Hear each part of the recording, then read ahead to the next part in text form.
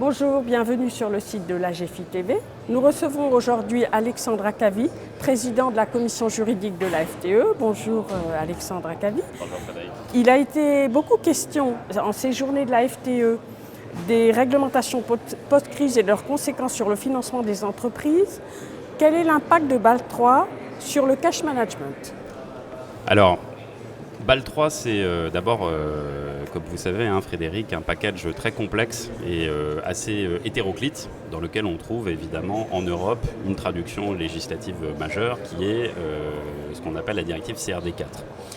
Dans CRD4, vous avez la grande innovation, je dirais, c'est l'insertion de deux ratios de liquidité, un ratio de liquidité à 30 jours et un ratio de liquidité à 1 an pour l'ensemble des établissements bancaires en Europe. Et cette innovation-là a pour conséquence un affinage, un alourdissement pour les banques de leur position et de leur créance vis-à-vis de leurs clients, de telle sorte qu'elles doivent provisionner des montants en cas de décaissement éventuel de ces sommes de manière beaucoup plus précise et avec une contrainte plus lourde que ce qui existait auparavant au titre de BAL 2. Alors évidemment, la conséquence pour les clients corporate mais aussi retail, c'est que le coût de ces des différents types de financement a tendance à augmenter. Évidemment, cette tendance-là doit se nuancer fortement pour les plus grandes surfaces de bilan et les meilleures qualités de crédit chez les entreprises, puisque les grands groupes accèdent encore aujourd'hui à des financements à des conditions extrêmement compétitives, puisqu'elles bénéficient en contre-coup d'une baisse, on va dire, conjoncturelle, à ce stade conjoncturel peut-être durable, d'une baisse des taux d'intérêt européens entraînés par la politique de la BCE. Donc ce qu'on peut dire quand même, c'est que pour les plus petites tailles de bilan, on voit quand même des coûts additionnels et une structure même du crédit qui évolue et qui notamment essaye d'éviter les obligations de décaissement pour un prêteur bancaire dans des échéances trop courtes.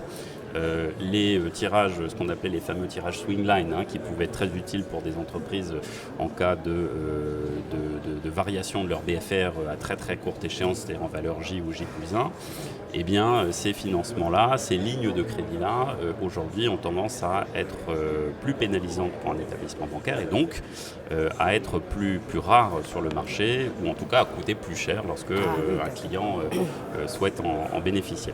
Voilà, pour d'autres types de produits, on a évidemment des impacts qui seraient très longs à énumérer, mais on a par exemple un impact fort en matière de cash management qui concerne les dépôts que peut faire une entreprise. Sujet d'actualité et dont BAL 3, sur lequel BAL 3 n'est pas complètement anodin, puisqu'on voit bien que BAL 3 a eu un impact sur ce financement, sur ce type de support.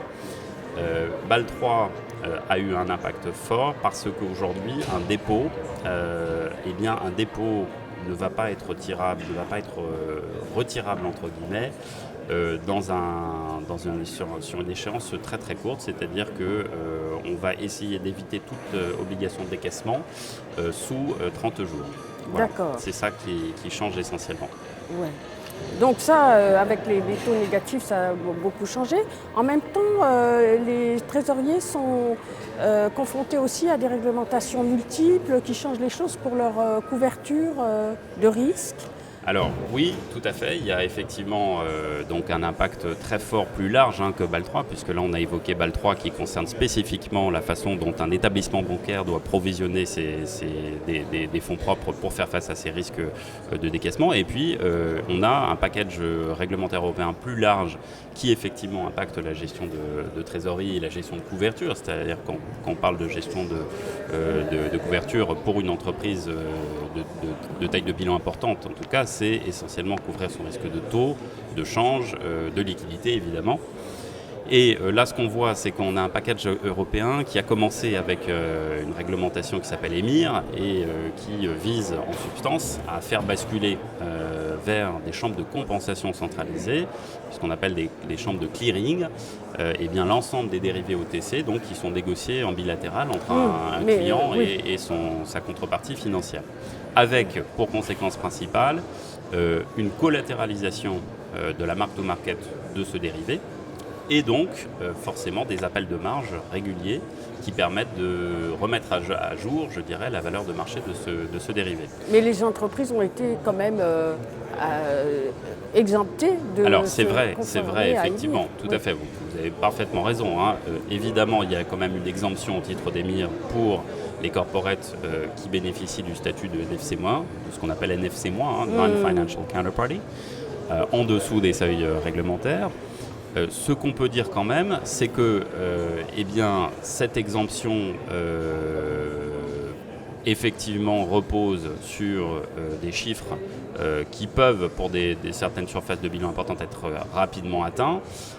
Et surtout que cette réglementation a tendance quand même à pousser, on voit bien, à pousser la majorité des dérivés sur le marché vers ces chambres de clearing. Donc il y a quand même cette tendance, même si effectivement les corporates restent encore aujourd'hui formellement dispensés, on voit bien quand même qu'il y a que cette tendance. Et j'ajoute à ça la position récente de l'autorité bancaire européenne, l'EBA, qui semble dire que effectivement la fameuse exemption dont bénéficient les corporates pour la CVA, c'est-à-dire la charge en capital qu'on associe à la mise en place d'un produit dérivé, pourrait aussi disparaître à terme.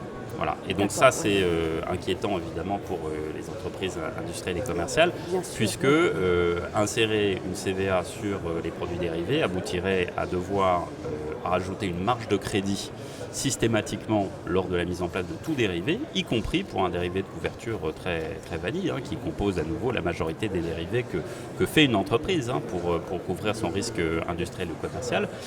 Et il faudrait effectivement devoir systématiquement payer un dérivé bilatéral plus cher, surtout sur des maturités plus longues. Je pense aux dérivés de change à long terme qui, eux, seraient fortement pénalisés.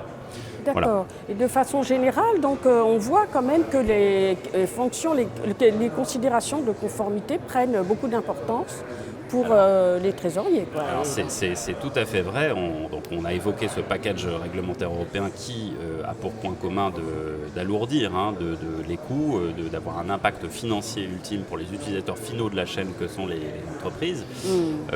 On voit également effectivement une deuxième couche, si je puis dire, qui sont les questions de conformité et qui envahissent de manière assez forte la gestion de trésorerie, le cash management et le financement aussi des entreprises, puisque